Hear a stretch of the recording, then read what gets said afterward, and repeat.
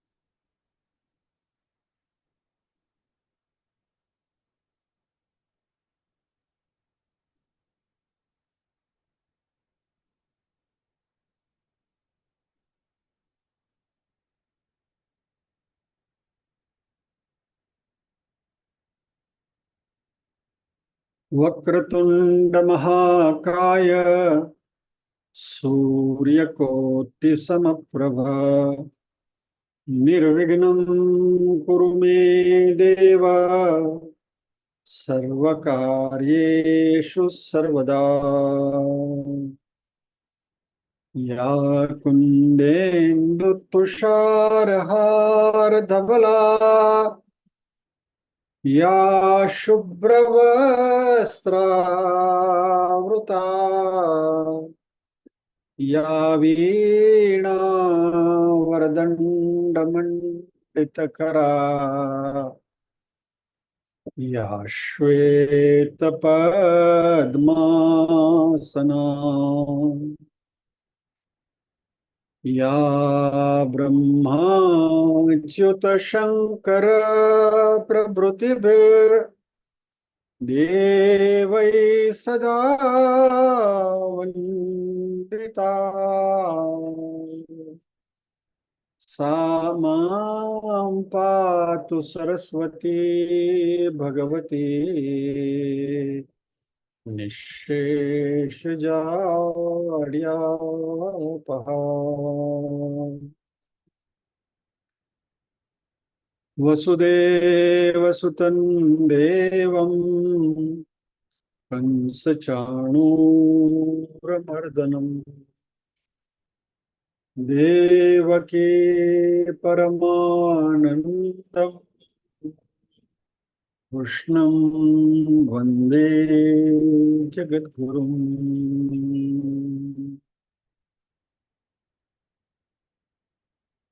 सदाशिवसमारम्भाम् शङ्कराचार्यमध्यमाम् अस्मदाचार्यपर्यन्ताम् वन्दे गुरुपरम्पराम्।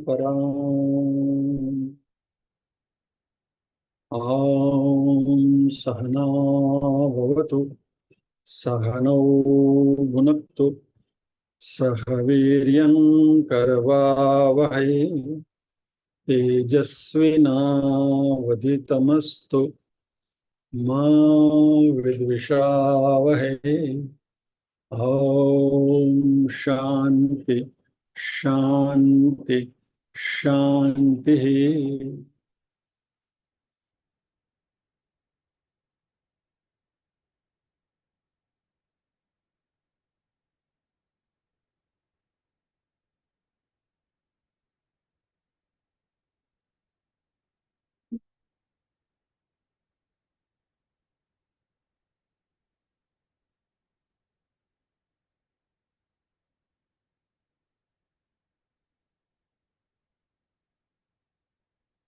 हम इस श्लोक पर अध्ययन कर रहे हैं।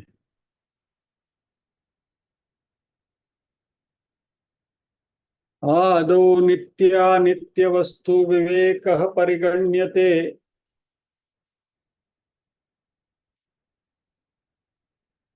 इहामुत्र फलभोग विरागस्तदनन्तरम् क्षमादि षट्क संपत्तिर मुमुक्षुत्वमिति स्फुटम् ब्रह्म सत्यम जगन्मिथ्येत्येवं रूपो विनिश्चयः। एक्चुअली श्लोकों को शंकराचार्य जी ने इस तरीके से लिखा है, लेकिन बेसिकली 18वें श्लोक का एक चरण 19 में आ गया है, 19 का आधा चरण इसमें 20 में आ गया है। ऐसा एक दो श्लोक तक ये गड़बड़ी चलती रहेगी, फिर वापस गाड़ी ट्रैक पर आ जाएगी। आदौ नित्य अनित्य वस्तु विवेक परिगण्यते। सबसे पहले नित्य और अनित्य वस्तु का विवेक देखना है। इह अमुत्र फल भोग विराग तद अनंतरम। यहाँ का इस लोक का और परलोक का जो कर्म का फल है उसका भोग और उससे कैसे मुक्ति पाना, वह उसके बाद आता है। ये दो बातें हमने गत सत्र में करी। अभी आगे जो है वो क्षमादि षट्क संपत्तिर मुमुक्षुत्वम इति स्फुटम, यानी शम वगैरह 6 संपत्तियां जो हैं वह, और मुमुक्षा और मुमुक्षुता, यह भी जरूरी है। यानी जो 4 संपत्तियां की बात पहले हम कर रहे थे, 4 साधन की, साधनानि अत्र चत्वारि। तो 4 साधन में क्या है? नित्य अनुत्य वस्तु विवेक, फिर वैराग्य, फिर समाधि षटक संपत्ति और मुमुक्षुत्व। आइए आगे बढ़ते हैं।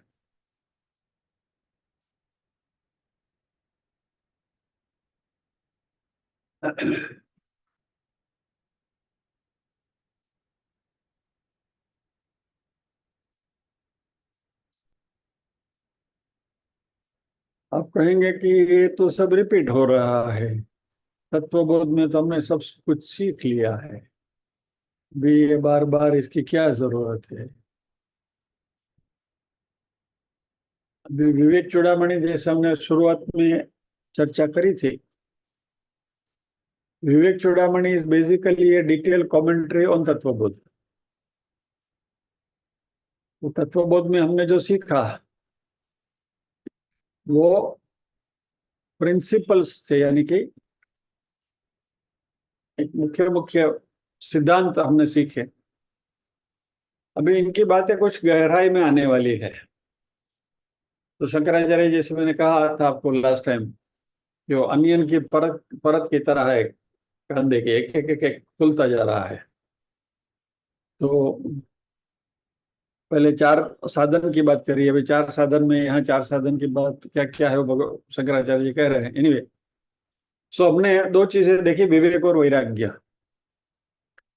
और वैराग्य अभी तक हम ये सोचते आते थे कि वैराग्य यानी किसी वस्तु से अपना पीठ छुड़ा लेना, यानी डिस्पेशन टू डिटैचमेंट, ये वैराग्य। लेकिन शंकराचार्य जी ने इसको और थोड़ा प्रिसाइसली डिफाइन करने की कोशिश करी कि वैराग्य यानी किसी वस्तु से स्थूल तरीके से अलग होना ये नहीं है, लेकिन यह अमूत्र फल वैराग्यम, यानी इस संसार में और इस संसार के बाहर कर्म के जो फल मिलते हैं उससे वैराग्य, यानी उसको नहीं भोगने की इच्छा। अभी इस संसार में तो कर्म के फल मिलते हैं जिसको हम प्रारब्ध कहते हैं, और वो प्रारब्ध तो भुगत नहीं है, उसमें तो हमारी कोई चॉइस नहीं है, वी हैव नो चॉइस। तो उनको भी हमारे कर्म का फल मानते हुए उससे यदि हम वैराग्य कर लें कि भाई ये तो हमारे कर्म का फल है, जो मिला है मिल गया, भुगत लो, अच्छा है बुरा है जो भी है, let us not sit on the judgement कि भाई whether it is good for me और whether it is bad for me, जो है सो है, बराबर, જે છે એ આ છે, तो हंसी खुशी उसको झेल लेते हैं और लेट अस लिव हैप्पीली। ये यह फल वैराग्यम, यानी कि यहाँ जो कर्म के फल मिलते हैं उनको हम स्वीकार कर लेते हैं, यानी कि स्वीकार भाव। और अमूत्र फल वैराग्य, यानी परलोक में जो फल मिलने वाला है उससे भी वैराग्य, यानी हम कुछ ऐसे कर्म करें कि जिससे हमें स्वर्ग स्वर्ग की प्राप्ति हो, या तो अगले जन्म में कुछ अच्छा होगा, ऐसे कुछ फल की इच्छा हो। मैं अपनी ही बात बताऊं तो अभी मैं जो संगीत सीख रहा हूं, तो मैं हमेशा यही सोचता हूँ कि भाई अभी ये उम्र तो हो गई, अभी ये सीखने की उम्र तो नहीं है संगीत सीखने की, फिर भी सीख रहा हूँ। तो सोचा चलो सीख के रखेंगे, अगले जन्म में काम आएगा, बराबर।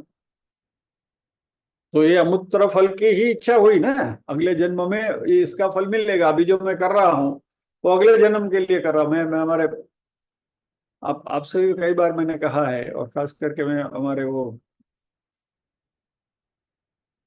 जो पुराना बैच है उसमें तो मैं बार बार कहा करता था कि I am much younger than you, 10-15 साल आपसे छोटा हूँ, जो मैं 10-15-20 साल छोटा हूँ, मे बी वोट एवर। तो अभी नेचुरली मैं आपके पहले से ये स्टेज छोड़ के जाने वाला हूँ।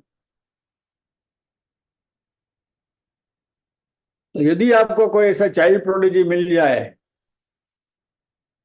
जो अच्छा गा रहा है, यार यहाँ जो आपने आपके सामने जो मैं गा रहा हूँ वैसा ही कुछ गाना कहीं सुनाई दे आपको, तो जरा पहुंच जाना और जरा पूछ लेना क्यों बंधु आ गए वापस घूम के, तो जरा खबर अंदर पूछ लेना। यानी अमूत्र फल वैराग्य, यानी अगले जन्म में कुछ मिले,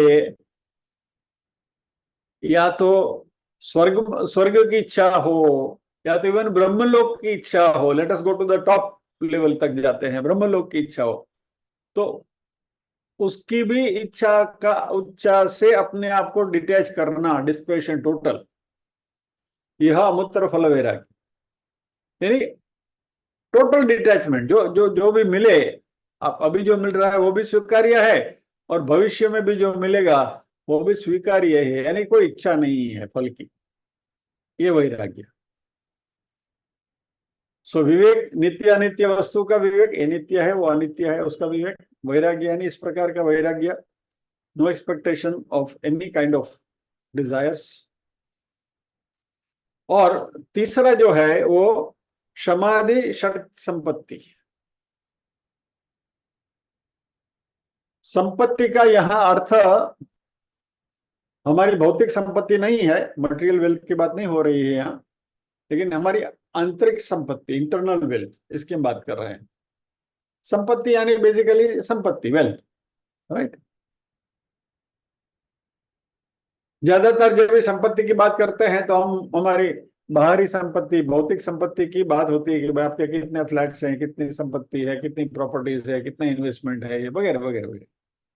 क्या यहाँ आंतरिक संपत्ति की बात कर रहे हैं, यानी कुछ ऐसे गुण, सद्गुण हमें विकसित करने हैं जो हमें आत्मज्ञान प्राप्त करने की दिशा में हमारी गति बढ़ाएं, या तो हमारी योग्यता बढ़ाएं। यानी जो ज्ञान मिलता है उसको प्राप्त करने की इच्छा, सुनने की इच्छा मन में रहे, टिके रहे, और साथ साथ में जब जरूर पड़े तब हम उसका उपयोग भी कर सकें, यानी सुनना, रिटेन करना, और जरूर पड़े तब उसका उपयोग करना, यानी श्रवण मनन निधिध्यासन। श्रवण यानी सुनना, रिटेन यानी रिटेन करना यानी मनन, उसके ऊपर सोचते रहना, गौर करते रहना, और जब ये जरूर पड़े तभी वो ज्ञान हमारे काम का, उपयोग का आना चाहिए।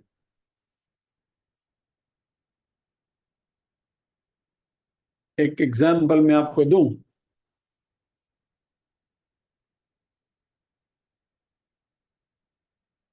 इसका दूं।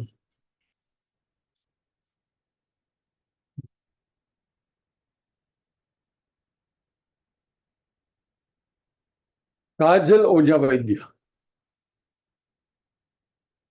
उन्होंने किताब लिखी है। उस किताब का नाम है Krishnayan. It is a fiction. और मेरे हिसाब से ये मेरा वैयक्तिक मत है। I mean, आपके पास होगी भी, आपने पढ़ी भी होगी, some of you might have liked it also, और आपने अपने बुक केस में भी रखी होगी, क्योंकि आजकल वो गुजरातियों में वो that book has become status symbol. Krishnayan છે તમારી પાસે?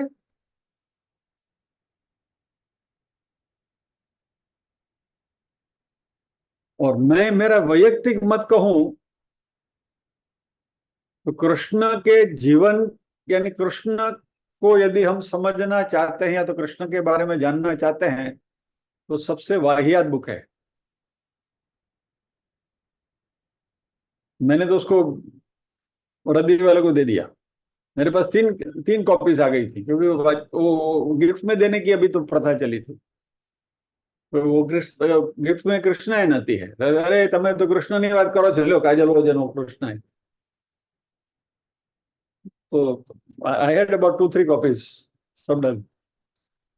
नहीं, ये क्या, why I am saying this is, Krishnayan में उन्होंने एक कहानी लिखी है, यानी इट्स अ फिक्शन। कृष्ण के अंतिम समय पर राधा की पुत्र वधू कृष्ण के पास थी, और कुछ संवाद लिखा है उन्होंने उसमें। अभी आप श्रीमद् भागवत पढ़ेंगे, जो मोस्ट ऑथेंटिक रेफरेंस जो है श्री कृष्ण के जीवन के लिए, most authentic references you get from 3 sources. एक श्रीमद् भागवत, दूसरा महाभारत, और तीसरा हरिवंश। ये 3 ग्रंथ ऐसे हैं कि वहां से हमें जो इंफॉर्मेशन मिलती है they are suppose to be the most authentic. अभी तो जब ये कहानी मैंने व्हाट्सएप यूनिवर्सिटी से आई, पढ़ी मैंने, उनका एक क्लिप आया था, she was talking about that. तो मुझे थोड़ा आश्चर्य होला, ये क्या बात है, कृष्ण के अंतिम समय में तो जैसे हमारी नॉलेज है वैसा कोई था नहीं तभी उधर, क्योंकि विदुर जी थे शायद, उनको भी उन्होंने रवाना कर दिया था, तो कोई थे नहीं वहां। कृष्ण का सारथी दारुक आया था, और कृष्ण के अंतिम क्षण पे कृष्ण के साथ दारुक था, और फिर तो कृष्ण उनका जो दिव्य रथ आया था उसमें विराजमान होकर अंतर्ध्यान हो गए, वगैरह वगैरह, ऐसी भागवत में बात है। ये बात इसलिए स्पेसिफिकली कर रहा हूं मैं कि श्रवण मनन निधि ध्यासन, श्रवण हमने कर लिया, काजल बेन को सुन लिया, मनन अभी उसको हम लिटमस पेपर से बाप रहे हैं कि भाई ये क्या कुछ जम रहा है क्या, यानी कि जो भी हमने अभी तक सीखा है उसके साथ, और एट दैट पर्टिकुलर मोमेंट ये हमारे मगज में आना चाहिए कि ये बात जो हो रही है वो बकवास है, यानी दैट इज निधिध्यासन एट दैट टाइम। यानी नित्यानित्य वस्तु विवेक की जो बात हम कर रहे हैं, और यहाँ जो हमें बातें हमें सीखनी है वो है कि जब ये बात स्टेज पर हो रही है, काजल ओझा कर रही हैं, और तभी जब ये बात करें तो तभी हमारे मन में डाउट भी नहीं आना चाहिए, नहीं है भाई काजल बेन बात करे तो कुछ होगा, उसमें तथ्य होगा, may be it is possible. No, Bhagavat में ये बात नहीं है, ये हमने सीखा है। फिर काजल ओझा कहे कि कोई भी आकर कहे, it is not there, it is not there. ये नित्यासन यानी नित्यानित्य वस्तु विवेक, यानी कि ये विवेक जो है हमारे में एक क्लैरिटी होनी चाहिए, नो कंफ्यूजन। स्पेसिफिक एग्जांपल इसलिए दे रहा हूं कि श्रवण मनन और निधिध्यासन की जो हम यहां बात कर रहे हैं, उसमें जो भी ज्ञान हमने उपार्जित किया है, जो भी ज्ञान हमने पाया है, उसके ऊपर हम उसका हमने श्रवण किया है, उसका मनन किया है, हमारे विवेक का उपयोग करके उसकी छलनी कर ली है, हमने फिल्ट्रेशन कर लिया है। और अभी जो हमारे पास जो है वो ठोस ज्ञान है। Unless there is some better evidence available, more reliable evidence is available, अभी तक हमने जो सीखा है वो सही है, उसका एक भरोसा। और जब भी कोई भी गलत चीज हमारे सामने आती है, तभी उस गलत चीज को नहीं स्वीकारने का विवेक यानी कि निधिध्यासन भी हमारे में होना चाहिए। सो प्राप्त करना, उसको सातत्य से संभाले रखना, या तो सातत्य से उसके संपर्क में रहना, और फिर जब जरूर पड़े तभी वो हमारे विचारों में, हमारे दिमाग में उग के निकलना, और फाइनली ये हमें मोक्ष की ओर ले जाए। ये तीनों ज्ञान प्राप्त करने के जो एस्पेक्ट्स हैं, इसके लिए जो संपत्ति चाहिए, ये हमारी आंतरिक समृद्धि है, आंतरिक संपत्ति है। और इनको शंकराचार्य जी यहाँ समाधि षटक संपत्ति कहते हैं। और ये संपत्ति इसलिए कहा गया है कि ये संपत्ति, ये आंतरिक संपत्ति हमारे पास होगी तो ही आत्मज्ञान प्राप्त करने के हम अधिकारी बनेंगे। क्योंकि कोई भी भौतिक संपत्ति हमें मोक्ष खरीद कर नहीं दे सकती। क्या मोक्ष प्लाजा बोरीवली में ही है ना शायद? तो मोक्ष प्लाजा में आप जाकर करोड़ रुपया दे दो तो भी 10 ग्राम मोक्ष नहीं मिलेगा। मोक्ष मोक्ष प्लाजा में मोक्ष नहीं मिलता है।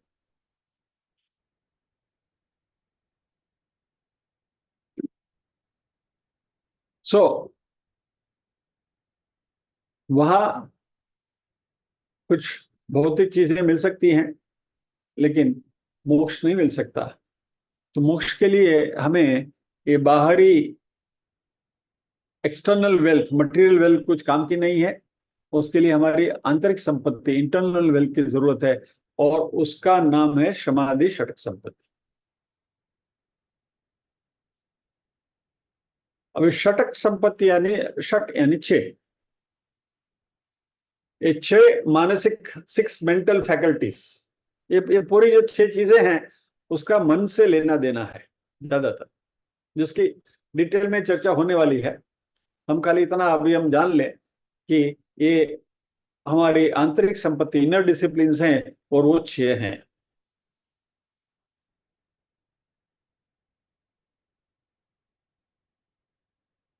जैसे निर्वाण षटकम, तो 6 श्लोक का समूह, दैट इज षटकम। वैसे यहाँ षटक संपत्ति यानी छह संपत्तियों का समूह, बराबर। और क्षमा आदि यानी शम वगैरह, शम एक्सेट्रा, यानी शम के जैसे ही छह संपत्तियां, यानी शम से शुरू करते हुए छह संपत्तियां हमारे पास होनी चाहिए। एक क्या है शम, इसकी बात हम करेंगे, शंकराचार्य जी हमें सिखाएंगे। अभी थोड़ी देर के लिए, till we get further explanation, मन को डिसिप्लिन करने के लिए, थॉट्स को डिसिप्लिन करने के लिए, और we can say mind management, कि हमारे मन में कैसे विचार आने चाहिए, किस तरीके से हमें हमने उसको उनको संवारना है, क्या करना है, वगैरह वगैरह, ये सारी चीजें जो हैं ये हमें इन समाधि षट संपत्ति से सिखाई जाएंगी। यानी हमारे विचारों की जो समृद्धि है, विचार जो आते हैं उसके ऊपर हम कैसे कंट्रोल कर सकें, और हमारे में ये कैपेसिटी है, एक क्षमता है। और नहीं भी है तो शंकराचार्य जी हमें सिखाएंगे कि ये कैसे करना है। सो मेंटल डिसिप्लिन, ये तीसरा क्वालिफिकेशन, तीसरी संपत्ति। और चौथा है मुमुक्षुत्वम। ये सबसे इंपॉर्टेंट है, ऑल्दो इसका नंबर 4 दिया है, लेकिन ये 4 नंबर का की जो संपत्ति है वह सबसे ज्यादा जरूरी है। मुमुक्षुत्वम यानी मोक्ष प्राप्ति की इच्छा। मुक्तुम इच्छुः मुमुक्षुः, यानी जो अपने आप को मुक्त करना चाहता है इस संसार की गतिविधियों से, ये पुनरपि जननम पुनरपि जन्मम पुनरपि जननी जठरे शयरम का जो चक्कर चक्कर चल रहा है, उसमें से छुटकारा प्राप्त करने की जो श्रृंखला है, उस श्रृंखला से कैसे बाहर निकले, उसकी जो तीव्र इच्छा है, उस तीव्र इच्छा को मुमुक्षुत्व कहा गया है। और जिनमें ये मुमुक्षुत्व है, यह ओ हो,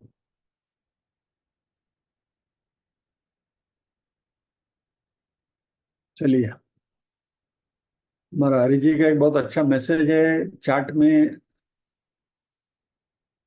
पढ़ने की इच्छा रोक नहीं पा रहा हूँ, पढ़ लेता हूँ। जय Shri Krishna, we are completing 20 years of Gita class and entering into 21st year. Congratulations to all sadhyas for achieving this. Best wishes to all. Today, 20th June, we are completing 20 years.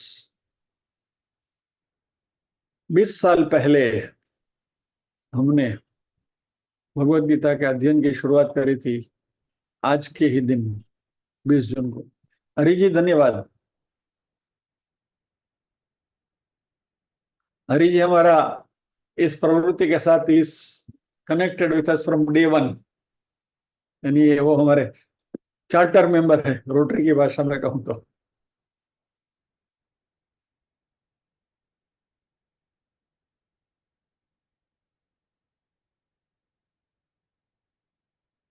अभी 20 साल बाद हमारी ये प्रवृत्ति अभी भी जारी है। सभी को बधाइयां। कृष्ण कृपा है, भगवान अपने कांजी कृपा केवल बस, वो सब वही करा रहे हैं और उन्हीं की कृपा से सब कुछ चल रहा है। anyway, तो मुमुक्षुत्व की हम बात करते हैं। मुमुक्षुता थी इसलिए इतना लंबा हम चल सके और कंसिस्टेंटली ये बात हम करते आए हैं। हरि जी यहाँ बैठे क्यों हैं 20 साल से? क्योंकि मुमुक्षुत्व है उनमें, मोक्ष प्राप्त करने की इच्छा है कि जन्म मरण के चक्कर में से वंस एंड फॉर ऑल छुटकारा मिले। ये जो एक तीव्र इच्छा है, उस तीव्र इच्छा से हम सब बंधे हुए हैं, और इसलिए हम यहाँ सातत्य से रेगुलरली विद कंसिस्टेंसी हम मिलते हैं और आत्मज्ञान प्राप्त करने की, आत्मसात करने की जो प्रवृत्ति है वो हम कर रहे हैं। बराबर। अब ये जो मुमुक्षुत्व है, ये भी हमारे मन की एक कक्षा है।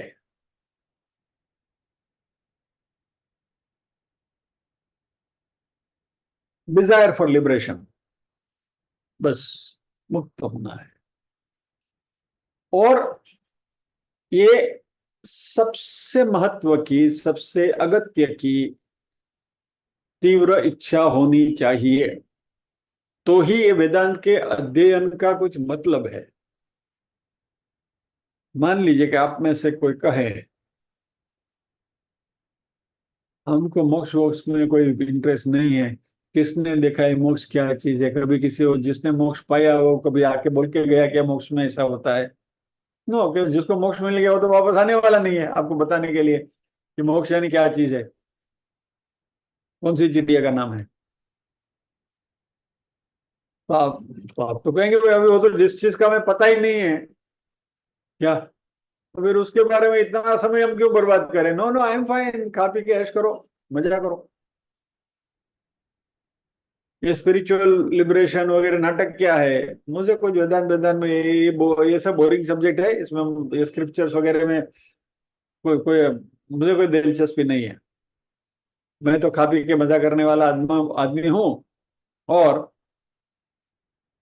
ऐसा यदि कोई व्यक्ति है तो उसके ऊपर हम वेदांत थोपने की कभी कोशिश नहीं करेंगे,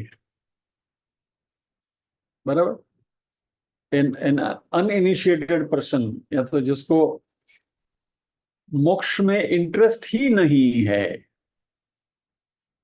मेरे भी कुछ बहुत करीबी दोस्त ऐसे हैं कि जो खा पी के ऐश करने वाले हैं, लेकिन उनको मैं इन्फ्लुएंस करने की कोशिश नहीं करता हूं, और उनके साथ कभी भी वेदांत की चर्चा गलती से भी नहीं करता हूं, क्योंकि मालूम है कि इसका कोई रिजल्ट आने वाला नहीं है। इसलिए वेदांत में, वापस रोटरी की भाषा इस्तेमाल करके कहूं तो, वेदांत के क्लास में या तो वेदांत के कोर्स में मेंबरशिप ड्राइव नहीं होती, यानी मेंबर्स बढ़ाने की हम कोशिश नहीं करते।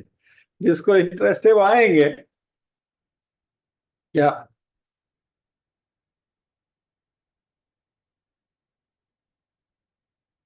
बाकी खाओ पियो ऐश करो। ऐसे लोगों के पास वेदांत की चर्चा करना बेकार है, because we are not interested in marketing Vedanta. तो जिस व्यक्ति ने इस भौतिक जीवन की लाक्षणिकता और इस भौतिक जीवन के लिमिटेशंस, जिसको जैसे जैसे पता चलने लगती है, और ये बात मैं कई बार करता हूं, और खास करके it is more so with successful people. जरा इस बात को समझिए,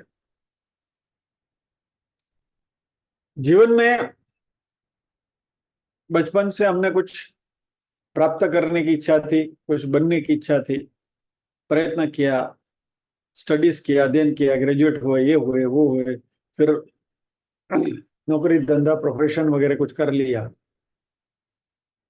जीवन के भी स्टेजेस, तबक्के होते हैं। तो जब बाल्यकाल होता है तभी पढ़ाई करने की इच्छा होती है, फिर तभी हम सोचते हैं कि मैं पढ़ के ये हो जाऊंगा, मैं पढ़ के हो जाऊंगा या तो हो जाऊंगी वगैरह।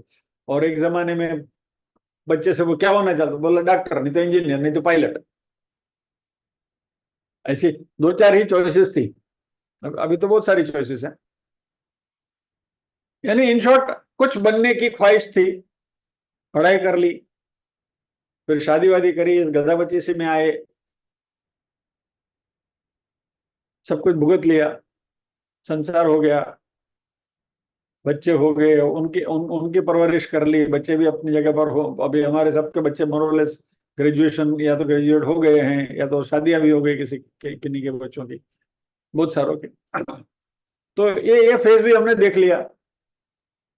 यानी जो भी कुछ प्राप्त करने की इच्छा थी उसमें से सबको सब कुछ मिल गया ऐसा नहीं है, लेकिन जो भी मिला हो कुछ तो पाया, भुगता, संसार भुगता, संसार का भी आनंद लिया। क्या, लकड़ लकड़ के लड्डू कैसे होते पहले हम सुनते थे, खा के भी पछताएगा, नहीं खा के भी पछताएगा। पहले नहीं खा के पछता रहे थे, अभी खा के भी पछता लिया हमने। दोनों बातें हमने सीख ली, देख ली, भाई चलो ये बात सही थी, लकड़ के लड्डू ही है। लेकिन अब क्या, जब आप 50 55 60 65 की ओर अग्रसर होते हैं, तो मटेरियल वेल्थ, धन धन भौतिक समृद्धि प्राप्त कर ली। प्रारब्ध में जो भी कुछ कीर्ति वगैरह थी वो भी हमने प्राप्त। एक बात समझ लीजिए, ये बार बार मैं कहता हूँ और वापस दोहराऊंगा, संतति संपत्ति और कीर्ति प्रारब्ध जन्य है। पुरुषार्थ आप करो जरूर, लेकिन ये प्रारब्ध से ही मिलते हैं, और उसमें खास करके कीर्ति। कीर्ति पाने के लिए आप पुरुषार्थ करोगे, कीर्ति नहीं मिलेगी, वो प्रारब्ध से ही मिलती है। एनीवे, तो ये संतति संपत्ति कीर्ति सब कुछ हद तक हमने प्राप्त कर ली। क्या अभी जॉब से, प्रोफेशन से रिटायर हो गए तो कोई सामाजिक संस्था के साथ जुड़ गए क्या? वो वहां कुछ प्रेसिडेंट बन गए, सेक्रेटरी बन गए, ट्रेजरर बन गए, कुछ सोसाइटी के सेक्रेटरी ट्रेजरर प्रेसिडेंट बन गए, ये हो। यानी कि चार लोगों में कोई हमें पूछते हैं भाई, वैसी हमने एबिलिटी काबिलियत भी हासिल कर ली, अभी आगे क्या? ये प्रश्न जब भी हमने सताते लगता है, तभी हमारा रुख वेदांत की ओर जाता है कि अभी इसके आगे आगे भी कुछ है क्या। और तभी जब भी कोई व्यक्ति गलती से ऐसे क्लास में आके बैठ जाता है, क्योंकि उसके मन में एक कीड़ा आ गया है कि अभी ये तो सब पाल लिया हमने, अभी उसकी इसके भी आगे कुछ है क्या, कि बस खाए पीने हुई जानो। और गलती से ऐसे कोई क्लास में आके बैठ गया तो उसको उसमें दिलचस्पी लगती है, और ऐसे व्यक्ति को हम वेदांत के बारे में बात करेंगे तो शायद बात बनेगी, पनपेगी। और जब भी उनसे कहा जाए कि यस, उससे आगे भी कुछ है। सोक्रेटिस की बात मैंने आपसे करी थी ना, सोक्रेटिस स्विमिंग पूल के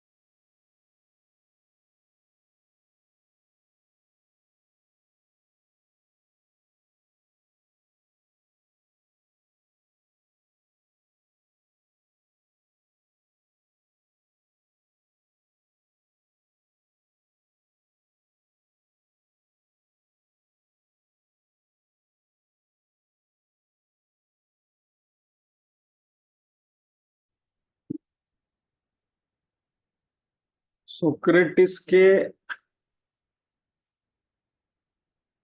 लड़कों के बाहर निकलने की बात करते करते मैं ही बाहर निकल गया। मेरा ही जुम का कनेक्शन गया गया बाहर। तो ऐसा कुछ है क्या जो आपको परमानेंटली हमेश के लिए खुशी मिलती ही रहे, जिसमें कभी कभी आप उसे उबोगे नहीं, will not get bored? Would you like to know something about it? तो बच्चे बोलते हैं ऐसी कोई चीज है क्या? सोक्रेटिस हाँ है, चलो मेरे साथ, मैं तुमको सिखाता हूँ। और सोक्रेटिस उनको अध्यात्म की बात करते थे।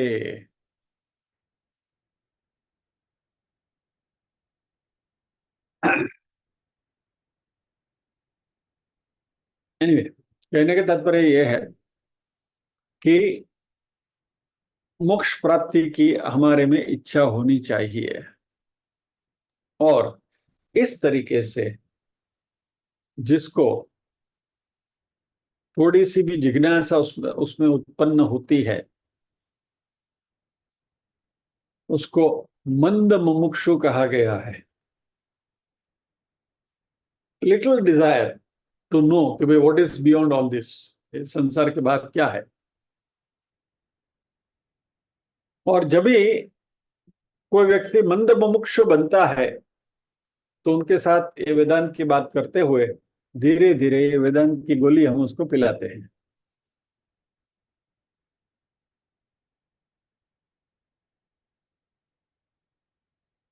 आप में से कई लोग यहाँ जैसे आए हैं, इसी इसी प्रक्रिया से आए हैं, मंद मुमुक्षु बनकर आए थे और अभी आदत हो गई है, और धीरे धीरे बने रहने से तीव्र मुमुक्षु हो जाते हैं, इंटेंस सीकर ऑफ लिबरेशन। कि भाई हाँ, ये बात तो भी समझ में आई कि आत्मज्ञान प्राप्त करना जरूरी है और मोक्ष इज ए मस्ट। जब ये स्थिति आती है तभी वेदांत की बात करें ना, तो हमारा जो दिमाग है ना, it becomes like a sponge. Sponge को पानी में डालो तो पूरा पानी सोच लेता है ना, वैसे जो भी आएगा उसको आप कैप्चर कर लोगे।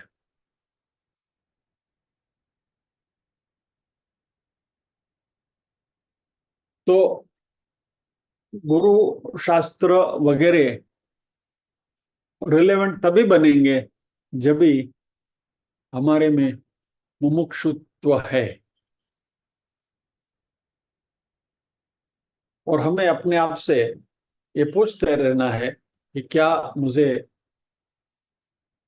रियली मोक्ष में इंटरेस्ट है क्या।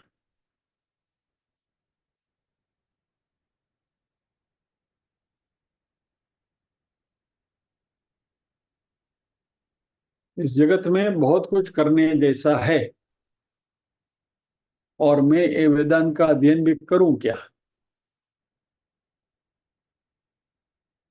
यहाँ एक बात मैं आपसे कहूं, वेदांत आजकल फैशन भी हो गया है। जैसे हमारी महिला ए, या तो यौन पुरुष वर्ग भी बाहर जाते समय अच्छी एक्सपेंसिव घड़ी पहन लेते हैं, या तो अच्छे डिजाइनर क्लॉथ पहन लेते, कपड़े पहन लेते हैं, बढ़िया से बढ़िया परफ्यूम लगा लेते हैं। क्या महिलाएं भी जब भी बाहर जाती हैं तो अच्छे अलंकार परिधान कर लेती हैं, डायमंड का नेकलेस पहन लिया वगैरह वगैरह, लोगों को इम्प्रेस करने के लिए। बेसिकली ये सब अलंकार का परिधान हम क्यों करते हैं, ऑर्नामेंट्स का उपयोग क्यों करते हैं? टू इम्प्रेस अदर्स, बराबर है। वेदांत का अध्ययन भी आज के जमाने में कुछ हद तक ऐसा हो गया है कि दूसरों को इम्प्रेस करने के लिए हम थोड़ा बहुत इधर उधर जान लेते हैं, सो दैट कहीं चर्चा हो जाए इस विषय में तो we can sprinkle some Vedantic words. ब्रह्म सत्यम जगत मिथ्या जीव ब्रह्म एव ना परे, शंकराचार्य जी ने ऐसे बोला है। हाँ हाँ, तो आप भी विद्वान में खप जाओगा। भाई को आता है, श्लोक आता है, संस्कृत बोलता है। तो ये और अभी इसमें मजा क्या आता है कि जो ब्रांडेड दुकानें चल रही है ना, उनके यहाँ भीड़ ज्यादा होने लगी है, क्योंकि वहां उसमें क्या होता है, सबके सब अंदर खोखले होते हैं, लेकिन तेरी भी चुप और मेरी भी चुप। ये हमारे म्यूजिक कंसर्ट्स में भी ऐसा होता है, और होता था, होता भी है कि भीमसेन जोशी के कार्यक्रम में गए, यशराज जी के कार्यक्रम में गए, खाली बैठे बैठे डोका हिलाने का, समझ में कुछ नहीं आता है। Suburban music circle Santa cruise में एक बार प्रोग्राम था, हम लोग बहुत बहुत समय पहले की बात है, पंडित रविशंकर जी का कार्यक्रम था सितार का। तो ये सितार क्या है कि उसके 7 तार होते हैं, उसको ट्यून करने पड़ते हैं। अब ट्यून करके लाओ तो भी, जब भी बैठते बजाने बैठते तो भी वापस ट्यून करना पड़ता है। तो जब ये कार्यक्रम शुरू हो रहा था तो रविशंकर जी बैठ के वो ट्यून कर रहे थे सितार को। तो हमारे आगे एक भाई बैठा, तो उसकी मुंडी ले रहा, अरे भाई आज भी ट्यून कर रहे हैं, वो भैया है नहीं है, लेकिन मैं कुछ जानकार हूँ बताने के लिए। रविशंकर जी का ट्यून नहीं चलता, तभी मुंडी लाना है। कहने का तात्पर्य क्या है कि वेदांत का भी कुछ ऐसा ही है। एक भाई साहब से मेरी मुलाकात हो गई थी, और इनके श्री श्री रविशंकर के चेले हैं, आर्ट ऑफ लिविंग। गुरु जी ऐसा, गुरु जी ऐसा। अष्टावक्र गीता के ऊपर गुरु जी के प्रवचन सुनने चाहिए। तो मैंने उनसे पूछा, अष्टावक्र गीता है क्या मालूम है आपको? नहीं नहीं, गुरु जी बोलते बहुत अच्छा बोलते। अरे तो अष्टावक्र गीता के हो तो बताओ। वो नहीं बोले, जाके बैठ रहे। यानी वेदांत इज एन ऑर्नामेंट, गहने की तरह पहन लिया, जाकर बैठ गए, दो चार शब्द इधर उधर के पकड़ लिए, and you just sprinkle those words to impress others. ये सब गहने पहन के बाहर निकलते हैं। ये मुमुक्षुत्व नहीं है। मुमुक्षुत्व इज अ बर्निंग डिजायर। अंदर से एक प्रकार की जिद है कि नहीं, मुझे इसके बारे में आत्मज्ञान प्राप्त करना है। और बाकी की मेरी जो भी इच्छाएं हैं उससे भी बढ़कर बलवत्तर ये इच्छा है। बाकी संसार में है तो बाकी सारी इच्छाएं हैं, होती रहती है, उसमें कोई गलती नहीं है। वे सब कुछ इच्छा छोड़ दो, मात्र मुमुक्षुत्व रखो। लेकिन प्रायोरिटी में ये ऊपर आ जानी चाहिए। भाई this is the most important thing in my life now. अभी तक बहुत अनाच गोपाल। और शंकराचार्य जी कहते हैं कि इति स्फुटम, स्फुटम यानी क्लियरली, बहुत क्लैरिटी के साथ, विथ फुल नॉलेज कि भाई मुझे मोक्ष प्राप्त करना है, इस जन्म मरण के चक्कर से मुक्ति चाहिए। और ये मोक्ष क्या है और कैसे प्राप्त कर सकते हैं? मोक्ष आत्मज्ञान से मिलता है, ब्रह्म ज्ञान से मिलता है। तो आत्मज्ञान क्या है, ब्रह्म ज्ञान क्या है, आत्मा क्या है, ब्रह्म क्या है, वो सब की जानकारी प्राप्त करने की जो इच्छा है वह मुमुक्षुत्व। तो चार साधन, विवेक, वैराग्य, समाधि, षट संपत्ति और मोक्षत्व, ये हमारी अंदरूनी आंतरिक संपत्ति है। This are our internal wealth. और यह समृद्धि जिसके पास है उसमें ही वेदांत पनपेगा। और यदि वेदांत में हम हमारी रुचि नहीं बढ़ रही है, या तो नहीं हो रही है, या तो हिलडुल रहे हैं, तो ऐसा समझें कि इन चार में से, या तो इन चारों में से हम कहीं ना कहीं खरे नहीं उतर रहे हैं। We are not into it still. तो ये जो संपत्ति है, अभी वो भौतिक संपत्ति एक्वायर करने का, यानी संतति संपत्ति कीर्ति एक्वायर करने का समय पूरा हो गया। अभी अंदरूनी संपत्ति जो है उसको प्राप्त करने का समय आ गया है। और ये जो चार क्वालिफिकेशंस है, चार संसाधन है, चार साधन है, वो क्या है? विवेक यानी, अभी मैं उसको अंग्रेजी में कहता हूं for easy understanding also. Vivek is discrimination, how to discriminate from right from wrong. तो हमने दो दो दो कक्षा पर इसकी बात करी थी। एक तो नित्य वस्तु और एक अनित्य वस्तु, नित्यानित्य वस्तु विवेक, ये बेसिक विवेक जो है चाहिए हमारे में। और दूसरा जो अनित्य वस्तु है उसमें भी वापस हमारी प्रायोरिटी चूज करना है, तो एबीसी एनालिसिस करना उसका। तो ये हुआ विवेक। दूसरा that is discrimination, to discriminate from good from bad, किसी भी इसमें। दूसरा है वैराग्य। वैराग्य यानी डिटैचमेंट या तो डिस्पैशन। पैशन यानी उसके लिए लगाओ, I am passionate about it. बराबर, कोई भी प्रवृत्ति है उसके साथ आप जुड़े रहने की कोशिश करें तो क्या, I am very passionate about it. तो उसके उल्टी दिशा में आप जाओ तो क्या है वो? डिस्पैशन, दैट इज वैराग्य, डिटैचमेंट। तीसरा जो है समाधि षट संपत्ति, ये हमारे मन को तैयार करने के लिए मेंटल डिसिप्लिन है, तो इसको हम डिसिप्लिन कहेंगे। और चौथा है मुमुक्षुता यानी कि तीव्र इच्छा, that is desire for liberation. So 4 Ds, शमन यानी 4 साधन, right? Discrimination, dispassion, discipline, desire. विवेक, वैराग्य, समाधि, षट संपत्ति, मुमुक्षुत्व.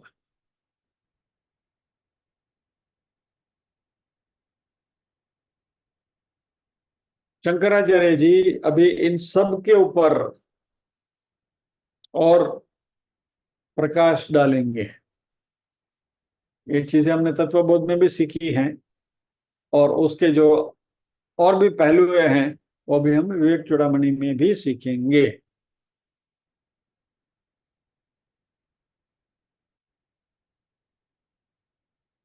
अगला श्लोक शुरू कर लेते हैं, और ताकि आपको पता चले कि नेक्स्ट टाइम क्या करना है.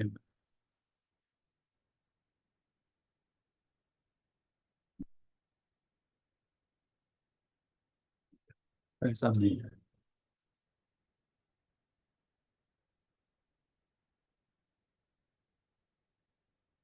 19वां श्लोक हमने कर लिया.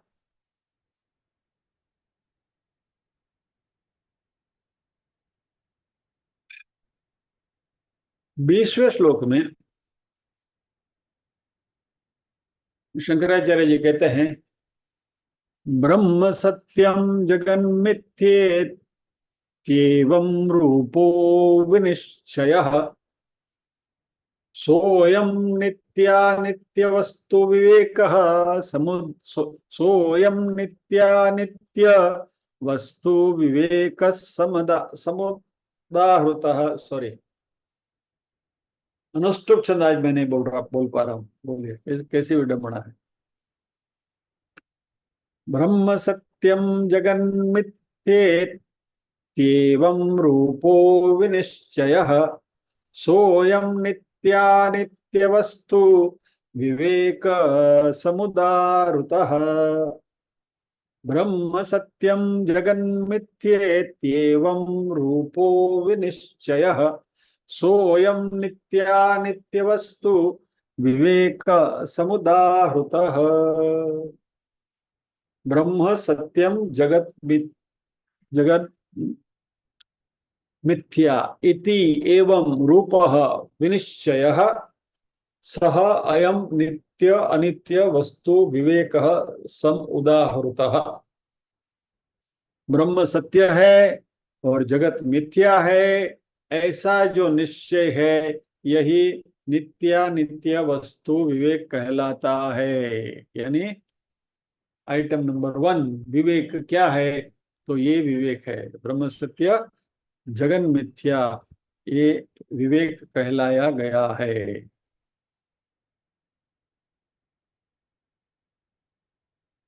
तो उसके आरंभ हमने कर लिया. इसके ऊपर अध्ययन हम अगले गुरुवार को करेंगे.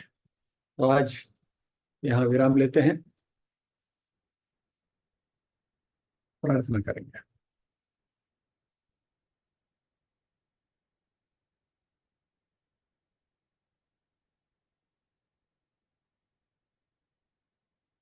ओम असतो मा सद्गमय तमसो मा ज्योतिर्गमय मृत्योर्मा अमृतंगमय.